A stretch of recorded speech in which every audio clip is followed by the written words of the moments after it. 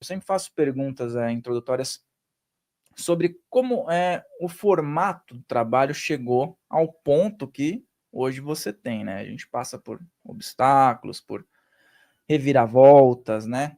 Até encontrar algo que faça os olhos brilhar, né? Uhum, E como sim. é que foi isso para você na sua jornada? Bom, assim como todo brasileiro, eu sempre trabalhei bastante, sempre quis dar o meu melhor. O que que acontece? Eu vim de uma comunidade no interior de Minas Gerais. Eu sempre gosto de falar comunidade para não falar favela, porque lá dentro é realmente uma comunidade. As pessoas se ajudam, estão ali pelas outras, tá? Então, desde cedo eu tive que começar a trabalhar para ajudar em casa. Então, desde os 12 anos eu sempre estive trabalhando. Minha mãe, ela engravidou de mim quando ela tinha 40 anos, meu pai já tinha 53 anos. Com isso, é, a gente levou uma vida um pouco difícil. Por quê? Porque meu pai, ele era deficiente visual. Ele tinha glaucoma e catarata. Então minha mãe vivia em favor de cuidar dele. A gente tinha um salário mínimo para comprar remédio, comprar comida, então logo eu me vi na necessidade de começar a trabalhar cedo. Nisso que eu comecei a trabalhar, depois de alguns anos, eu percebi que eu não conseguia parar em nenhum tipo de emprego. Era um inferno. Eu entrava no emprego, muitas vezes eu não me encaixava na função que precisava, outras vezes eu não cabia em determinadas funções, e nada do que eu fazia dava certo. Então eu falei, bom, então agora eu vou empreender. Aí eu comecei a ver umas possibilidades e vim para o Brás, em São Paulo, comprar roupa para poder revender em Minas. Isso é super comum de fazer.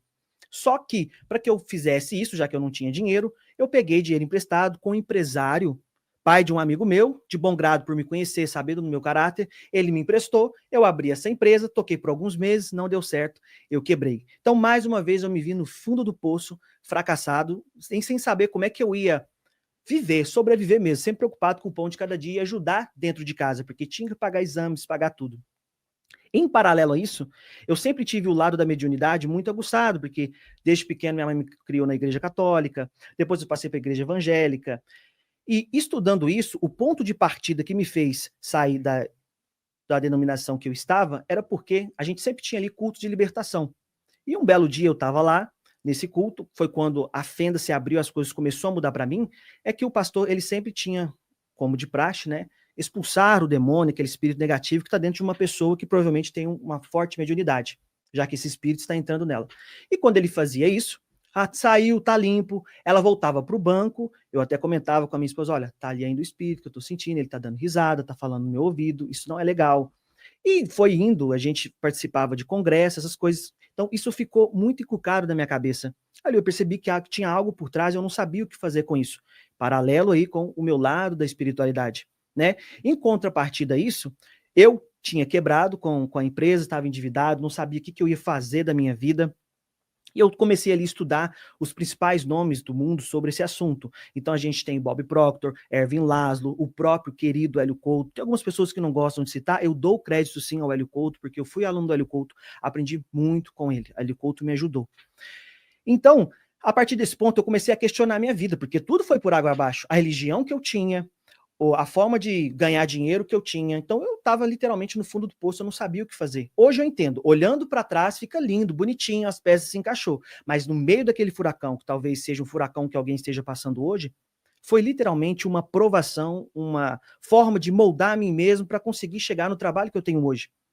Então, ali depois desse ponto, eu comecei a entender como funcionava a verdadeira realidade, de que tudo era vibração. Mas só essa questão do que nós trazemos da questão do universo, da questão da realidade, como que isso poderia se aplicar na vida prática? Se aplicar para ter dinheiro, se aplicar para ter prosperidade? Porque não basta ficar só no campo da teoria, né? É necessário a gente colocar isso na prática para conseguir ter resultado na vida, porque ter dinheiro não é errado. As pessoas acham que ter dinheiro é errado, porque a gente vem aí de uma manipulação da Matrix. A Matrix, ela prega a escassez, mas a gente sabe que o universo é próspero. A gente corta o capim lá do lote, 3 meses depois, aquele capim cresceu todo, corta o galho da árvore, esse galho cresce novamente. Então, o universo tem prosperidade. A Matrix, aqueles que governam esse planeta, é que implantam essa escassez literalmente para manter as pessoas na base da pirâmide, para que elas não ascensionem novos graus e não saiam do degrau da sobrevivência. Porque alguém que está preocupado em comer, não vai preocupar em estudar, porque ela tem que botar comida primeiro na barriga.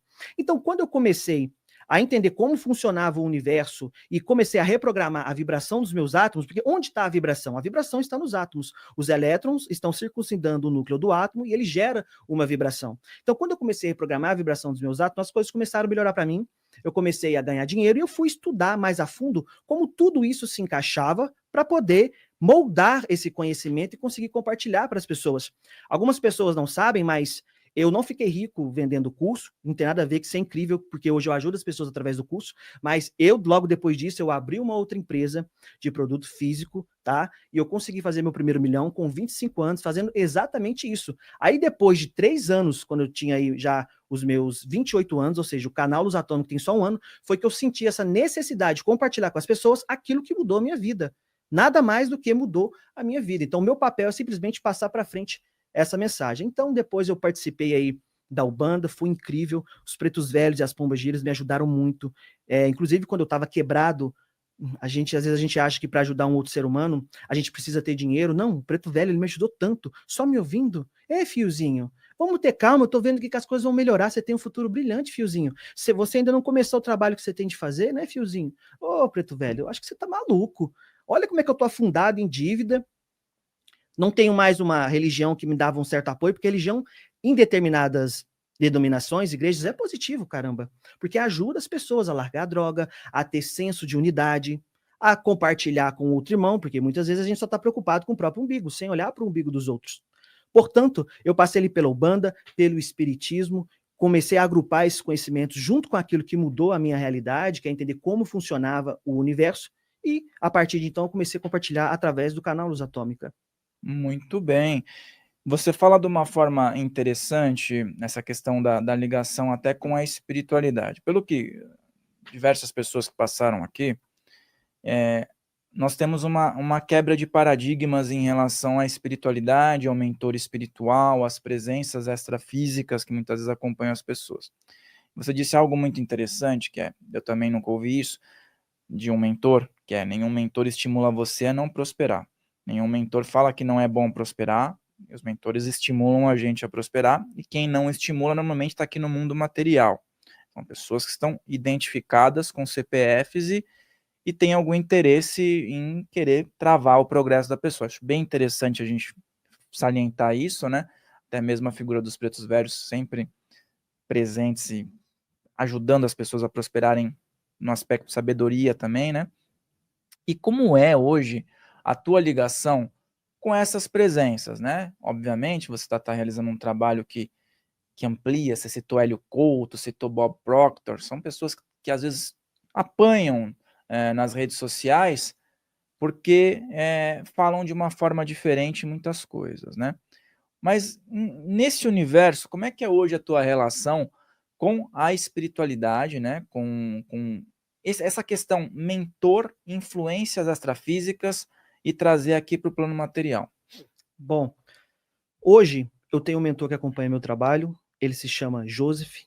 Eu normalmente não comunico isso, porque eu acredito que eu devo trabalhar a minha independência, né? Eu não vim com mediunidade de tarefa, ou seja, eu não tenho que canalizar um mentor para poder falar através de mim, mas eu sim usar a minha experiência de vida para poder comunicar às pessoas aquilo que transformou a minha vida. Esse é o meu papel. É interessante a gente analisar o seguinte, que a gente vinha aí num passado onde o médium ele era totalmente inconsciente. Então, ele saía fora, o espírito acoplava nele, e a partir de então, o espírito falava, realizava o trabalho, e esse médium depois voltava para o corpo e nem sabia o que esse espírito falou. Depois, mais para frente, a gente vem de uma mediunidade semiconsciente, onde o médium está ali com o perispírito meio acoplado, meio não, né?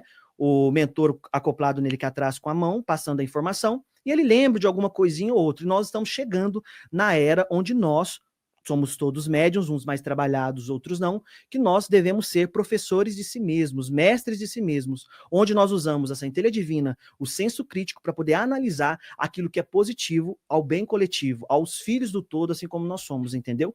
Então, esse fator mediúnico, ele está presente na minha vida desde a infância. Tem uma situação engraçada, porque quando eu estava ali, antes dos meus 7 anos, lá na comunidade, um senhor morreu de infarto. E, como eu estava brincando na rua, eu ouvi um barulho, quem sabe na comunidade, gente, não tem nem muro, não tem nada. Então eu entrei nessa casa e esse senhor estava caído dentro do banheiro, ele estava morto. Eu vi aquilo ficou muito na minha cabeça. E nos dias seguintes, esse senhor ficou me atormentando no plano espiritual, então eu não conseguia dormir porque eu vi o senhor, eu ia comer, eu vi o senhor, acordava para ir para a escola, eu vi esse senhor, virou um inferno na minha vida. Aí eu não sei como é que chama aqui em São Paulo, mas lá em Minas a gente chama de benzedeira. Aí minha mãe me levou na benzedeira, ela me ajudou, fez lá o trabalho dela, me ajudou a fechar a mediunidade, e então ela começou a reabrir novamente quando eu estava nesse processo espiritual, passando nesse fundo do poço, quando eu participava dessa denominação religiosa, que foi incrível para minha vida, conheci excelentes pessoas. Hoje eu tenho um desdobramento astral, não trago 100% das informações, hoje com 29 anos acredito que eu trago uns 20% no máximo, eu me vejo presente em salas de aula no plano espiritual, eu trago essas informações, é isso que eu compartilho. E também coloco a minha própria vivência, que eu acredito que é o principal, que é o meu filtro, é o meu crivo. Eu estou aqui apenas para falar daquilo que vivencio. E se isso colabora com a vida das pessoas, eu sinto que eu estou realizando o meu trabalho. Eu sempre costumo dizer o seguinte: se uma pessoa pegar aquilo que eu falo, aplicar na própria vida e ela ter resultado, já valeu todo o tempo que eu dediquei ao projeto Luz Atômica. E é legal o ponto da projeção astral, porque dentro dos aspectos mediúnicos, ao meu ver, né, nós temos muitos estudos aqui sobre isso, é o que traz uma grande referência espiritual para certas pessoas, né? É essa experiência, trazer para o mundo material que a gente consegue também dessa experiência, né? E aí até mesmo abrir portas para constatações que deveriam ser até científicas, mas até então estão bloqueadas por algum motivo que nós ainda não sabemos diretamente, mas indiretamente já sabemos, né? E o que você tem a dizer sobre o grande conflito que hoje nós temos, ainda temos, né? Diminuiu, mas ainda temos sobre prosperidade material e vida espiritual aqui na Terra. Eu adoro esse assunto porque é o que faz meu coração pulsar, porque só quem passou fome, teve dificuldade financeira, sabe a importância de ter dinheiro. Muitos espiritualistas hoje sentem culpa de cobrar pelo trabalho, mas não deveriam sentir culpa. Por quê? Porque são eles quem estão trabalhando. Veja bem, quando se tem um espírito falando através da pessoa, você tem aí 50% você e 50% outro espírito. De fato, aquilo que você recebeu de graça, se possível, dê de graça, seja um rio que flua. Agora, se você gastou dinheiro com treinamentos, muitas horas lendo livros, cursos, moldando a si mesmo, passando por tantas provações, nada mais justo é que você cobre por isso, tá?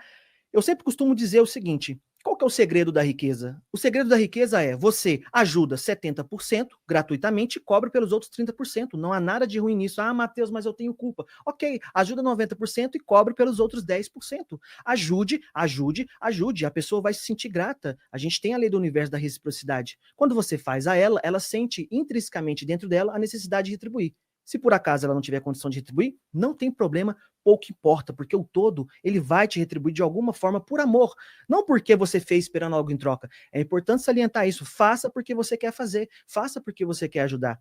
Portanto, quando a gente desassocia prosperidade de espiritualidade, a gente cria uma fenda que faça com que a pessoa não prospere. Então ela começa a se sentir culpada, a gente sabe que a energia de culpa vai deixar ela para baixo, vai ferrar com a vida dela. Acho que essa é a palavra.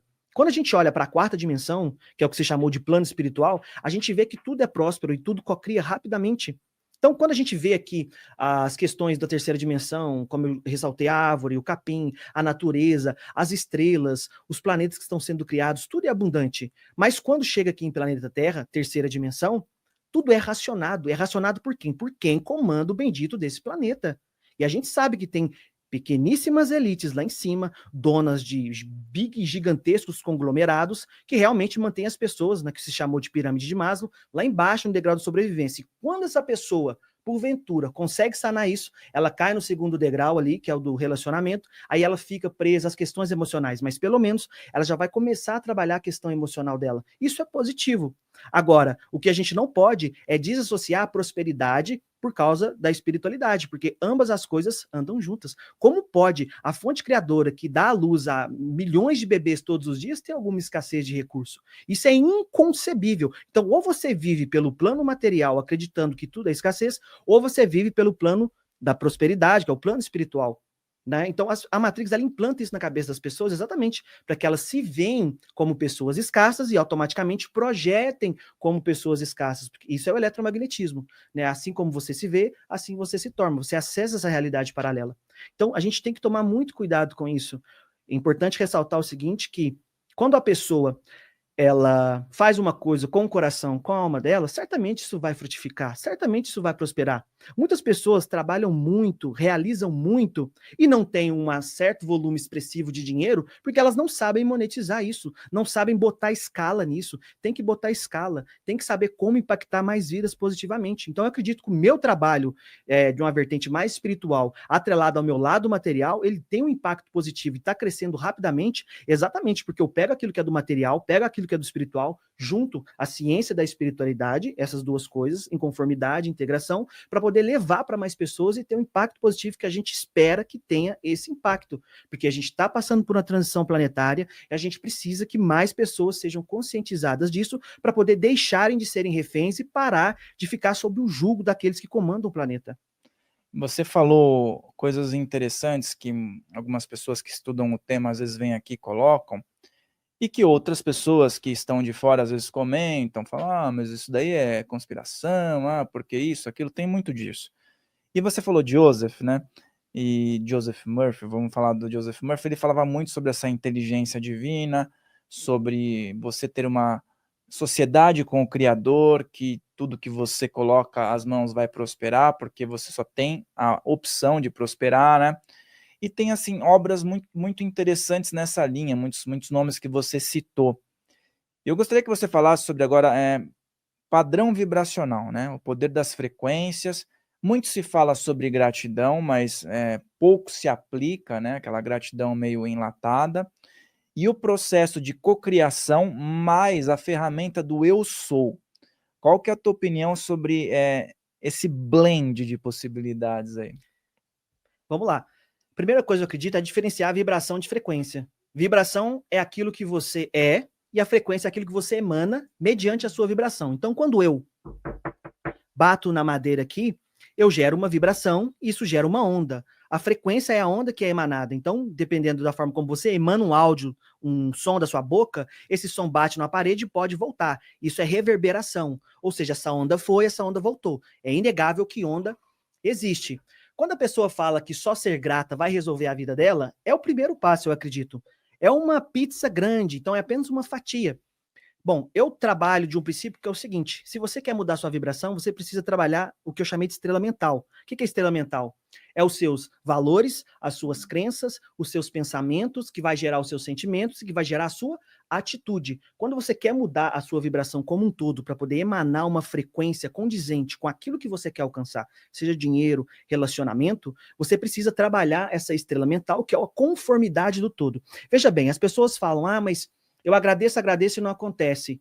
Exato, porque você não trabalhou esses 5 pontos na sua vida. É interessante porque algumas pessoas falam que você tem que perdoar uma outra pessoa para você ser próspera. Eu não vejo assim, porque eu já lidei com empresários, se você for na Faria Lima, você vai conseguir conversar, que eles têm inimigos, não perdoam as outras pessoas e têm dinheiro da mesma maneira. E muitas vezes com algo positivo, que ajuda outras empresas, ajuda outras pessoas. Ah, Matheus, então você está falando que a gente não tem que perdoar as pessoas? Não é isso que eu estou falando. Tem que perdoar sim. Para que ter uma mágoa dentro de você que vai prejudicar só você mesmo e não a outra pessoa? Não faz sentido nenhum. Agora, atrelar que você tem que perdoar para poder ter dinheiro não é algo que se aplica no plano material. Então, o meu trabalho é acoplar essas duas coisas para mostrar para as pessoas que antes de você ter a prosperidade, primeiro você é o ser, depois isso, o ter vai ser uma consequência daquilo que você é. É legal esse lance do perdão, né, porque a gente já teve até um podcast só sobre isso, assim, com uma visão bem fora dos paradigmas, tá. Que é muito interessante a gente analisar. Às vezes quem perdoa, perdoou e se afundou. Eu vou colocar entre aspas o perdoou, tá, porque perdoou por uma ação social. É um perdão social, vamos dizer assim. Conveniente, né? Como eu É, sou santo, tô é meu pai, é perdoando. minha mãe, é meu irmão, Uhum. eu tenho que perdoar porque é meu dever. Mas esse ato de perdoar arruinou a vida da pessoa, eu digo no sentido dela ficar amarrada às crenças, sabe, dela não evoluir.